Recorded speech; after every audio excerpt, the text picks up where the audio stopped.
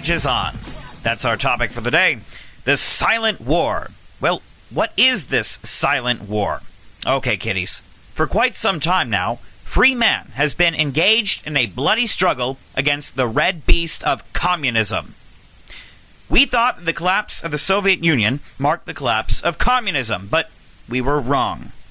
You see, communism survives. It's everywhere we look, in fact, spreading like a virus. But before we continue, I feel as though some of you need a better understanding of just what exactly communism is. So allow me to educate you. Communism isn't just a political ideology, it's also a philosophical cancer. And because my goal is to bring fresh perspective to the realm of both politics and philosophy, launching headlong into this silent war with guns blazing is perhaps the greatest way for me to help effect change. And not just on a national scale, but on a global scale. The war is global. Communism was an idea pioneered by Marx. Karl, not Groucho. It was an idea that was all laid out in a nifty little manual bearing the title, The Communist Manifesto. I happen to own a copy, and I've read through it many a time, so I speak from knowledge acquired. I'm not just pulling shit out of my ass and tossing it into your ears, my little children. Communism, in the political sense, advocates a stringent, totalitarian power grab in order to root out the capitalists, who, according to the communists, are the single most malicious force in all of history. But see, this is merely trading Peter for Paul. Okay, communism and capitalism, they're one and the same. Both systems and every shade in between are all about one thing. And what's that? Control. But of course, if I had to grade these systems of power, and if I had to state which one was worse, my answer would probably be communism because, well, capitalism wouldn't be too far behind, trust me. Communists actually advocate stripping property owners of their rights. They advocate the removal of weapons from society and the complete and total equalization of all people regardless of individual merit or potential. Property rights. Yeah, I know. I'm frustrated too when greedy fat hogs buy up scores of land and put up no trespassing signs. Hey, this is my earth too, huh? Obviously, this is property rights in excess, but if someone wants to own a small piece of land, why not? So be it. It's his or her right. So long as they defend this land, it should be theirs for the keeping. Weapons. I've gone over this a million times. If you outlaw guns in particular, only outlaws are going to have guns. It's a rather simple equation.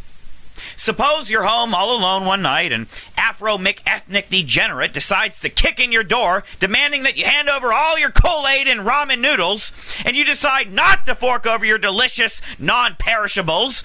Well, what do you think Stinky McGhetto's going to do? He's going to shoot your ass with a gun. Now, Freaky McCrackhead doesn't give two shits if the government outlaws guns. He'll still get his hands on one no matter what the cost is. But you see, you're a different story. You're a good, law-abiding citizen. You don't want any trouble. You just want to live in peace. Well, I hate to break it to you, princess, but there's a world of trouble out there who'll take advantage of a gunless society the first chance they can get. This is why it's absolutely essential to possess not only one firearm, but multiple firearms, and to know every single aspect of your arsenal, just like you know every single one of the Backstreet Boys. As for the complete and total equalization of the masses in terms of social classes, this is an impossible and unnatural task. It could never be completed, which is why communism has built into its framework a ticking time bomb of ideological disaster. Nature shows us that some people are simply better than others in terms of what they can do and what they've already accomplished for mankind, or have the potential to accomplish for mankind. Viewing life through a strict egalitarian lens is nonsense. It's a prime example of panty-wasteism. Social Darwinism is a reality so pervasive that no matter how much intellectualizing over the subject, it remains as tough as diamond. an eternal cosmic principle that simply cannot be ignored. Communism is a sick joke, and many have become unintentional communists due to the prevailing culture, or lack thereof. We need to recognize nature as our guiding light, not any one particular political or philosophical ideology. We must align ourselves with the cosmic principles and forget politics altogether. The way of the future is this. We must shake off the chains of dead ideas and emerge forth as the radiant butterfly we were destined to become. Communism, capitalism, socialism, fascism, these are all washed up and failed systems that should have no place in the emergent new age of enlightened thought. Money, nation-states, religion, and ignorance shall be rooted out with the force of hurricane winds when mankind finally decides to put an end to the stagnant forces of corruption dominating his life from both cradle to grave.